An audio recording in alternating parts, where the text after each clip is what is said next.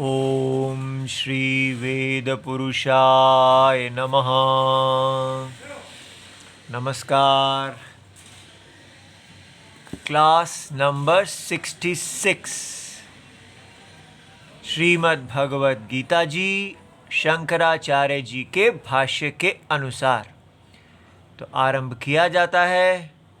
ओम श्री सीतारामचंद्राभ्यां नमः। नमो गुरुभ्यः। अथ कालदेवताः श्री संवत् 2080 फाल्गुन कृष्ण पक्षः अमावस्या रविवारः पूर्वभाद्रपद नक्षत्रम् उत्तरायणं शिशिर ऋतुः। ओम तत्सत् श्री शंकराचार्याय नमः। अच्छा जी, तो अब हम ये बात अच्छी तरह समझ जाएं कि हम अब कर्म योगी बन गए हैं।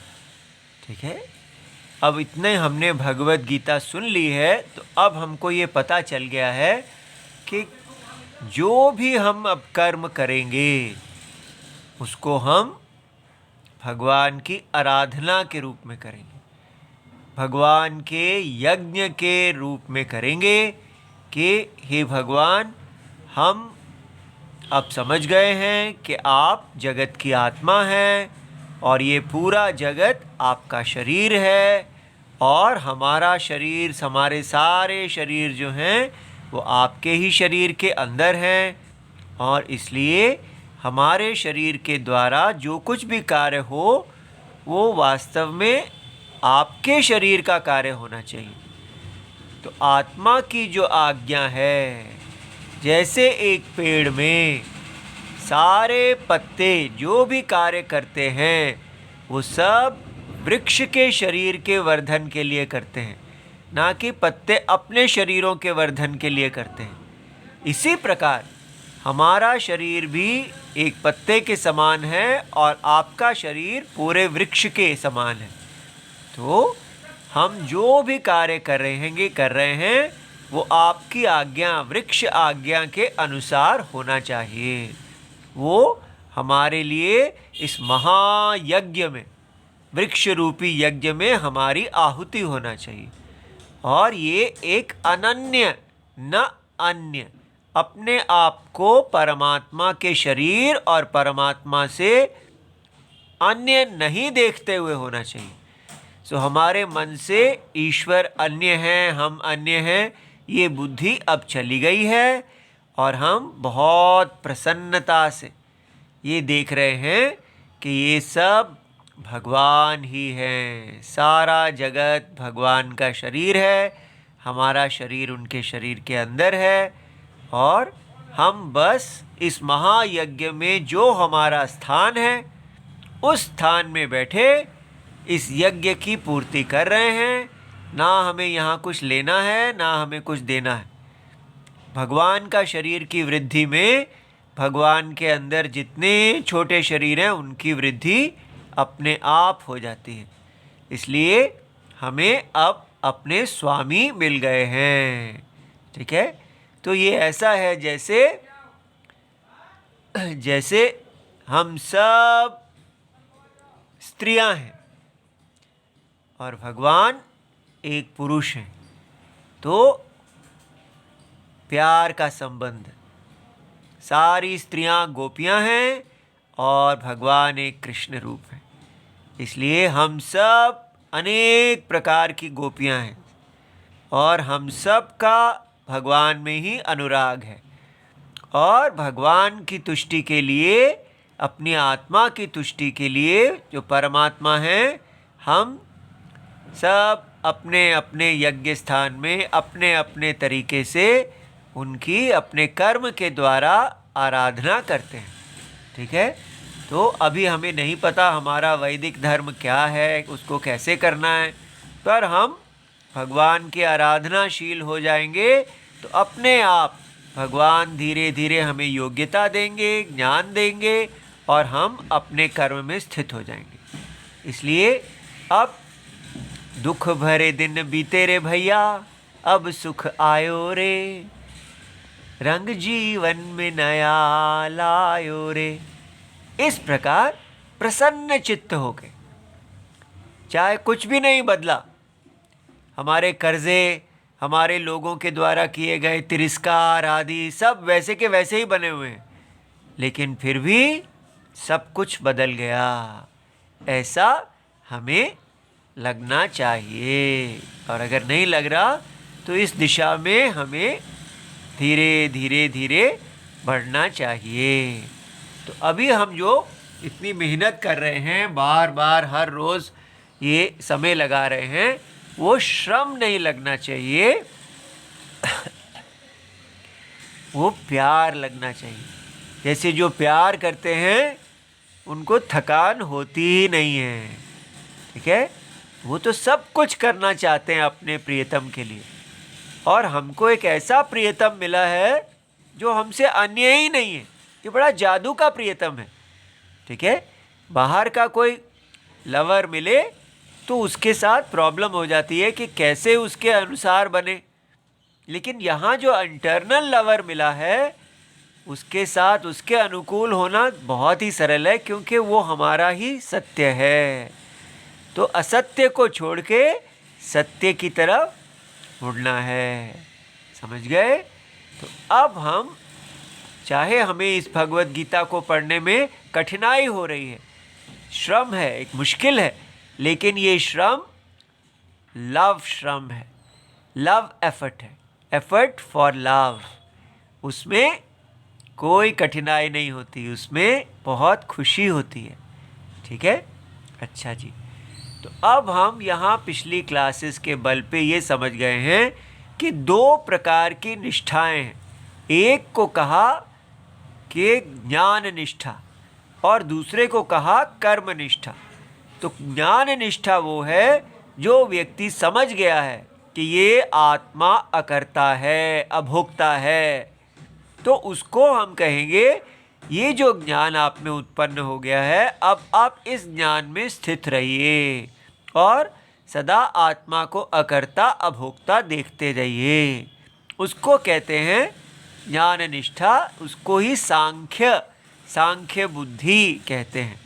और जो लोग इस ज्ञान निष्ठा को के लिए उचित हैं, अधिकारी हैं, उनको सांख्य योगी कहते हैं। और यही हमने देखा कि ये जो ज्ञान निष्ठा है, सत्य निष्ठा है, ये कैसे मिलती है, तो समझ में आया, कर्म। अज्ञान की स्थिति में हम अपने आत्मा को कर्ता और भोक्ता, वेद के द्वारा बताया गया कि आत्मा कर्ता है, आत्मा भोक्ता है।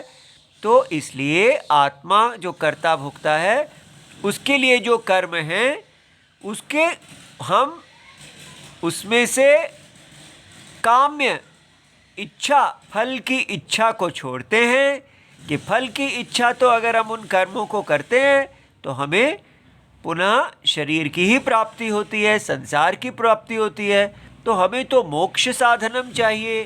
तो मोक्ष साधनम क्या है? हम उन्हीं कर्मों को जो हमारे वर्णाश्रम लक्षण कर्म हैं, या जो हमको अभी अब उचित लगते हैं कि ये हमें वर्णाश्रम हमें नहीं पता है, हम कहाँ हैं हमें नहीं पता, जहाँ भी हम हैं, जो भी कर्म हम कर रहे हैं, वो कर्म हम धर्म समझ के करें कि ये धर्म है, और उस धर्म को हम भगवान की प्रीति के लिए, जैसे अभी बताया, इतना पत्ते और वृक्ष के संबंध की तरह उन कर्मों को करते हैं, उसको कर्म योग कहते हैं। ठीक है। तो पहले ज्ञान योग ज्ञानी के लिए, और कर्म योग उसके लिए जो ज्ञानी बनना चाहता है। ये बात समझ में आ गई? तो इसलिए दोनों ही मोक्ष के साधन हैं। कर्म योग जो है वो हमको ज्ञान के लिए प्रिपेयर करता है, इसलिए इनडायरेक्ट साधनम, उसको कहते हैं परंपरा से साधन। और ज्ञान जो है वो डायरेक्ट साधन, अर्थात साक्षात साधन। तो ये बात हम अब अच्छी तरह समझ गए हैं कि कर्मयोग और ज्ञान योग भगवद गीता में दो भिन्न अधिकारी के लिए कहे गए हैं। एक ही व्यक्ति है जो पहले कर्मयोगी होगा और फिर जब वो कर्मयोग के बल पे वो शुद्ध हो जाएगा और शास्त्र के उपदेश से उसका ज्ञान उत्पन्न हो जाएगा, तब वो कर्मों का त्याग करके वो ज्ञाननिष्ठ सन्यासी हो जाएगा। ऐसा दो निष्ठाएं हैं। और अगर वो कर्म संन्यास नहीं भी करता तो मन से वो कर्म का संन्यास कर देगा। इस प्रकार ये दो निष्ठाएं हम अच्छी तरह समझ गए। और जो ज्ञान कर्म समुच्चयवाद था, जो कहता था कि कर्म और ज्ञान दोनों एक ही समय पर एक ही व्यक्ति के लिए हैं, उसको हमने अच्छी तरह बाधित कर दिया और उसके दोषों को देख लिया। तो अब हम आगे चलते हैं। आज का प्रश्न है, क्या वेद में भी, तो अभी तक आपने जो देखा वो भगवद गीता के बल पे देखा, तो भगवद गीता तो वेद के ऊपर आश्रित है, क्योंकि भगवद गीता स्मृति ग्रंथ है। तो वो मूल प्रमाण तो वेद है। तो क्या हम पूछते हैं, क्या वेद के आधार पर आप बता सकते हैं, क्या वेद में भी ऐसी ज्ञान योग और कर्म योग, ज्ञान निष्ठा कर्म निष्ठा का विभाग है? तो क्या वेद में भी ज्ञान निष्ठा माने सांख्य बुद्धि परा, ठीक है, तो ये निष्ठा सांख्य बुद्धि के पर है और कर्म निष्ठा योग बुद्धि के पर है का विभाग है? तो देखिए, ये शंकराचार्य जी अब हमें दिखाएंगे कि जो बात वो कह रहे हैं वो वेद के आधार पर है। तो अब ये हम यहाँ पर देख लेते हैं कि हम इधर ये देखिए, ये है हमारी ये बुक जो है वो गीता प्रेस गोरखपुर की क्लास नंबर 10 है। और अभी हम भगवद गीता दूसरे अध्याय के 10वें श्लोक के भाष्य को देख रहे हैं। तो यहाँ पर हम पहुँच चुके हैं। आप ये बुक खरीद के रखें ताकि इसको देखते रहें। तो तथा एतद् विभाग वचनम, कौन सा विभाग वचनम? जो ज्ञान निष्ठा और कर्म निष्ठा के योगियों के लिए, जो सांख्य योगी हैं उनको ज्ञान निष्ठा, ज्ञानियों के लिए, जो अज्ञानी हैं लेकिन ज्ञानी बनना चाहते हैं उनके लिए कर्म निष्ठा। ये दो निष्ठाएं, ये जो विभाग है। तथैव दर्शितम, इसी प्रकार दिखाया गया है। कहाँ पर? शातपथीये ब्राह्मणे एतमेव प्रव्राजिनो लोकमिच्छन्तो ब्राह्मणाः प्रवजन्ति। बृहदारण्यकोपनिषद में 4था अध्याय 4था ब्राह्मण और 22वां पैराग्राफ इति। तो सर्वकर्म संन्यासं विधाय तच्छेषेण किं प्रजया करिष्यामो येषां नो अयम आत्मा अयम लोकः। बृहदारण्यको उपनिषद में ही इति। ठीक है, तो ये हम पहले इतना हिस्सा देखते हैं, फिर उसके बाद समय बचा तो आगे भी देखेंगे। तो ये हम यहाँ देखें। देखो,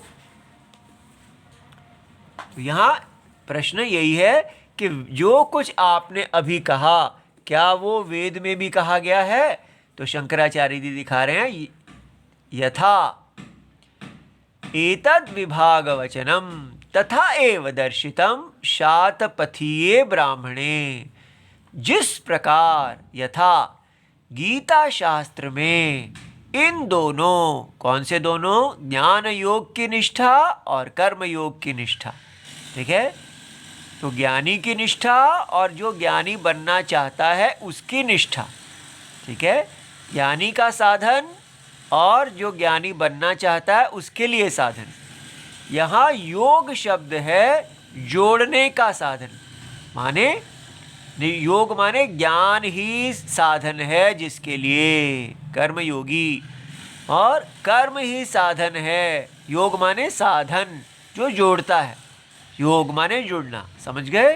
अच्छा, तो निष्ठाओं का, ये जो दो निष्ठाएं हैं, इनका अलग अलग वर्णन, वैसे ही शतपथ ब्राह्मण, यहाँ ब्राह्मण का अर्थ ब्राह्मण क्षत्रिय वैश्य शूद्र नहीं है, अभी आपको बताया जाता है कि ब्राह्मण का अर्थ क्या है।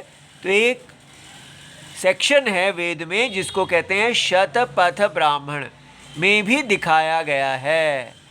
तो वेद 4 भागों में विभाजित होता है। हर वेद के 4 सेक्शंस होते हैं। पहला सेक्शन होता है मंत्र सेक्शन, जिसको संहिता कहते हैं। दूसरा सेक्शन होता है ब्राह्मण, ठीक है, माने उसमें मंत्र सेक्शन का ही विस्तार किया होता है, भाष्य दिया होता है, जो मंत्र हैं उनको समझाया रहता है। फिर उसके बाद आरण्यक, और उसमें उपासनाएं इत्यादि होती हैं। और फिर उपनिषद, जिसमें ब्रह्म विद्या, ज्ञान, आत्मविद्या होती है। ये 4 मेजर सेक्शंस होते हैं। तो ये हर वेद में इस प्रकार मंत्र, ब्राह्मण, आरण्यक और उपनिषद होते हैं।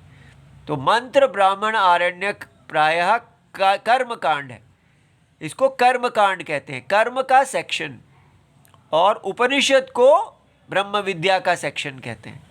लेकिन ये उपनिषद कभी कभी मंत्रों के साथ भी पाए जाते हैं, ब्राह्मण के साथ भी पाए जाते हैं, आरण्यक में भी पाए जाते हैं, और एंड में भी पाए जाते हैं। तो इसलिए यहाँ पर जो शतपथ ब्राह्मण दिया जा रहा है, ये शतपथ ब्राह्मण जो है शुक्ल यजुर्वेद में है, ठीक है। तो शुक्ल यजुर्वेद जो है उसमें, तो शतपथ ब्राह्मण शुक्ल यजुर्वेद का ब्राह्मण विभाग है। समझ गए? विभाग यहाँ ब्राह्मण क्षत्रिय नहीं, माने ये वाला सेक्शन है। इस शुक्ल यजुर्वेद के ब्राह्मण सेक्शन का नाम है शतपथ। ये बात समझ में आ गई? 100 अध्यायों वाला। तो वो जो शत माने 100 ब्राह्मण, ये बात समझ में आ गई? अच्छा जी। तो इस सेक्शन में अब वहाँ से कोट किया जाएगा, आपको बताया जाएगा। उसमें एक उपनिषद है, तो उपनिषद यहाँ अंत में नहीं है, इसमें उपनिषद यहीं पर है। उपनिषद माने ब्रह्म विद्या, आत्मविद्या को बताने वाला। वो उपनिषद का नाम है बृहदारण्यको उपनिषद। ये बहुत ही फेमस उपनिषद है, बहुत प्रचलित है। ये शंकराचार्य जी ने 10 उपनिषदों के ऊपर भाष्य लिखा है, उसमें से 10वां उपनिषद ये है, सबसे मोटा, सबसे बड़ा और सबसे गहरा। तो आज बड़ी कृपा है भगवान की कि हम इसी उपनिषद के वाक्यों को देख रहे हैं, और ये आप बड़े ध्यान और श्रद्धा से देखिए। तो अब यहाँ भगवान उसमें से वाक्य को कोट करते हैं। एतमेव प्रव्राजिनो लोकमिच्छन्तः ब्राह्मणाः प्रवजन्ति। तो ये बृहदारण्यको उपनिषद के 4th अध्याय, और उसके अंदर जो 4th ब्राह्मण है, वहाँ पर भी उसको सेक्शन को ब्राह्मण कहते हैं। और 27th पैराग्राफ प्रपाठक में ये हमको मिलता है। 4th अध्याय, 4th ब्राह्मण और 4th प्रपाठक, 22nd प्रपाठक में ये आपको वाक्य मिलेगा जो वेद का है। अब इसका अर्थ देखते हैं। तथा इस आत्मा की, अर्थात स्वयं, आत्मा क्या है? अपने परम सत्यम लोक की। तो एक लोक होता है जो बाह्य लोक है, स्वर्ग आदि, लेकिन यहाँ स्वर्ग आदि लोक की बात नहीं हो रही यहाँ पर। तथा आत्मा, ठीक है। तो लोकम इच्छन्तः हम कह रहे हैं, वो एतम जो प्रव्राजी हैं, जो छोड़ने की इच्छा रखते हैं, वो क्या करते हैं? वो लोक की इच्छा करते हुए जो ब्राह्मण लोग हैं वो त्याग देते हैं कर्मों को। प्रव्रजंती ऐसा लिखा है। तो कौन से लोक की इच्छा करते हुए? तथा इस आत्मा की, अर्थात स्वम, अपने परम सत्य लोक की इच्छा, प्रार्थना करने वाले प्रव्राजी। प्रव्राजी कौन होता है? प्रव्रजनशील पुरुष। प्रव्रजन माने पूरी तरह व्रजन गमन करते हैं। तो वो इसलिए वो क्यों प्रव्रजन करते हैं? क्योंकि वो आत्मलोक की इच्छा करते हैं, अनात्मलोक की नहीं, अदर देन आई की नहीं। वो आई अपनी आत्मा को ही लोक मानते हैं कि हम अब किसी बाह्य लोक में नहीं जाना चाहते, हम आत्मलोक में जाना चाहते हैं। तो इस प्रकार वो पूरी तरह प्रव्रजन गमन करते हैं। गमन करने का अर्थ क्या है? संपूर्ण कर्मों का संन्यास, पूर्णतया त्याग कर देते हैं। ठीक है, तो ये बात आपको समझ में आ गई कि स्वयं वेद ही कर्मों में नियुक्त करते हैं और वेद ही जो व्यक्ति कर्मों को करके शुद्ध हो जाता है, जिसका ज्ञान उत्पन्न हो जाता है, जो आत्मलोक की इच्छा करता है, अनात्मलोक की इच्छा नहीं करता, ऐसे व्यक्ति को कर्मों का संन्यास विहित करते हैं। विधि वेद ही कहते हैं। अब जैसे इन लोगों ने, ये ब्राह्मण जो हैं, इन्होंने अपनी इच्छा करते हुए, आत्मलोक की इच्छा करते हुए कर्मों का त्याग किया, वैसे ही जो भी इस प्रकार वैरागी विरक्त हो गया है कर्मों को करते हुए, उसको कर्मों का संन्यास करना चाहिए। ठीक है, तो ये बात समझ में आ गई। तो आगे क्या है? सर्व कर्म संन्यासम विधाय तच्छेषेण किम प्रजया करिष्यामः येषां नः अयम आत्मा अयम लोकः। तो इस प्रकार सर्व कर्म संन्यास का विधान, रूल करके उसी वाक्य के शेष वाक्य से कहते हैं। ठीक है, तो ये जो वाक्य कहा पहले कि वो व्रजन करते हैं, अब उसी वाक्य का शेष वाक्य, उसके जो बचा हुआ वाक्य है, उससे ये वाली श्रुति आई कि सर्व संन्यास को विधान की विधि करके तच्छेषेण, उसके एंड में वाक्य है किम प्रजया करिष्यामः, हम पुत्र आदि की उत्पत्ति से क्या करेंगे, जिनके द्वारा येषाम नः, क्योंकि जैसे हम हैं, हम तो आत्मलोक की ही हमारे लिए लोक है, और पुत्र तो परलोक की इच्छा, अन्य लोक की इच्छा करने वालों के लिए साधन है। तो ये ही अब यहाँ समझाया जाएगा कि कैसे पहले जो लोग अन्य लोक की इच्छा करते हैं उनके लिए कर्म का साधन है, और जो लोग आत्मलोक की इच्छा करते हैं उन लोगों ने कैसे प्रजा आदि की उत्पत्ति को साधन नहीं समझा। तो ये बहुत अच्छी तरह समझने वाला टॉपिक है, ध्यान दीजिए। इस प्रकार सर्व कर्म संन्यास का विधान, रूल, तो वेद में विधान है, रूल है, करके उसी वाक्य के शेष वाक्य से कहते हैं। तो फिर व्रजन करके मैं उनका क्या, व्रजन करने में वो जो प्रव्राजी हैं उन्होंने व्रजन किया, उन्होंने त्याग कर दिया कर्मों का। तो क्वेश्चन है, तो फिर व्रजन करने में उनका क्या अभिप्राय है, उनका क्या पर्पस है? तो कहते हैं हम प्रजा रूप साधन से किस प्रयोजन, फल, किस पर्पस, साधन माने मीन्स, तो प्रजा जो है प्रोजनी, बच्चे, पुत्र, जो बच्चे पुत्र को उत्पन्न करना है, उससे हमारा क्या वैदिक धर्म सिद्ध होगा, अर्थात साध्य एंड का संपादन होगा। ऐसा, तो ऐसा ये लोग क्यों सोचते हैं, तो अब देखते हैं। तो ये कहते हैं प्रजा तो बाह्य, एक्सटर्नल, नॉट आई लोक, जो लोक नॉट आई है अर्थात अनात्म लोक का साधन, मीन्स समझी गई है।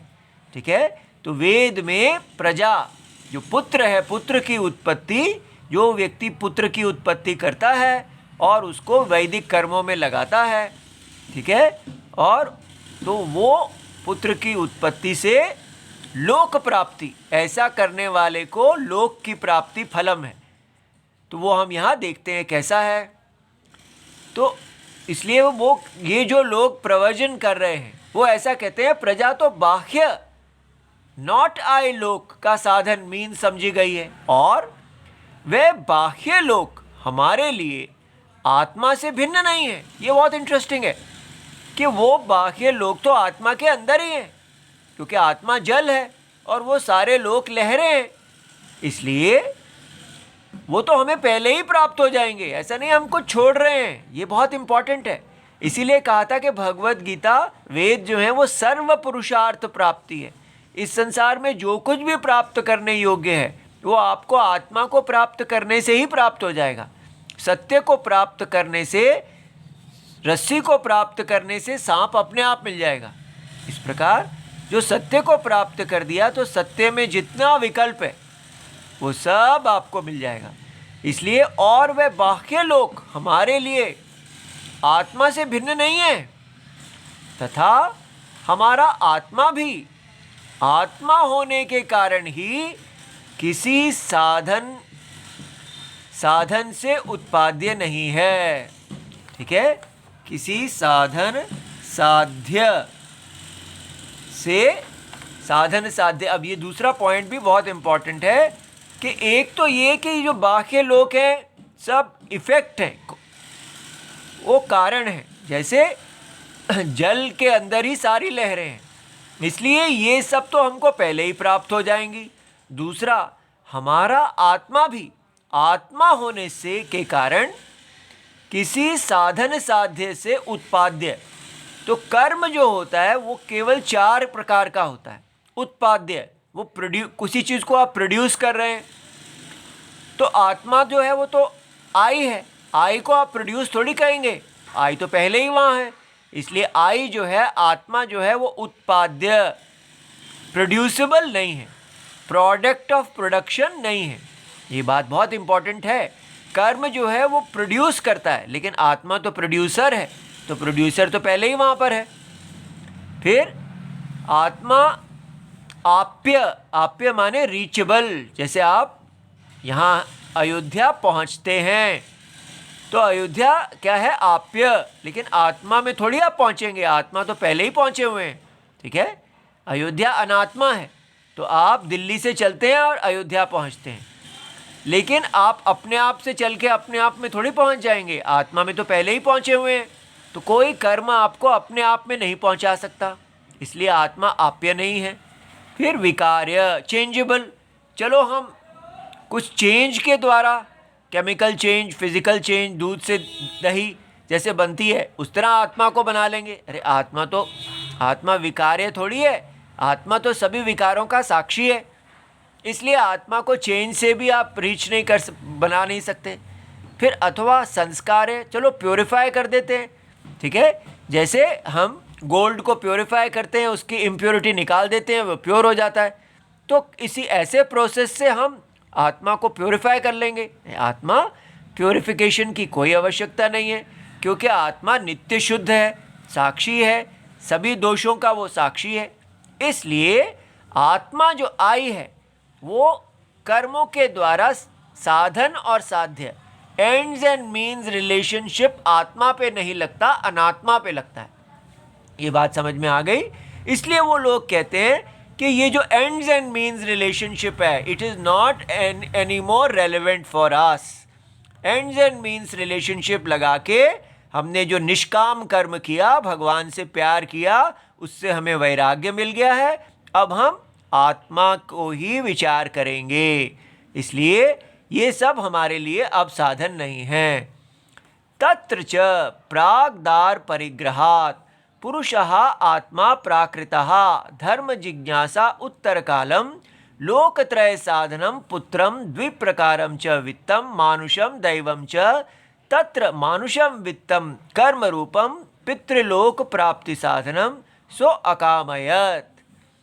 वहीं यह भी कहा है कि प्राकृत आत्मा, अंत में अर्थात अज्ञानी मनुष्य धर्म जिज्ञासा के बाद और विवाह से पहले, तो पहले जो वैदिक पढ़ाई है उसमें आपको धर्म बताया जाता है, और फिर आप ब्रह्मचारी हैं, अभी विवाह नहीं हुआ, तो विवाह से पहले जब आपको धर्म का पता चला तो तीनों लोक की प्राप्ति के साधन रूप पुत्र की तथा दैव और मानुष ऐसे दो प्रकार के धन की इच्छा करने लगा।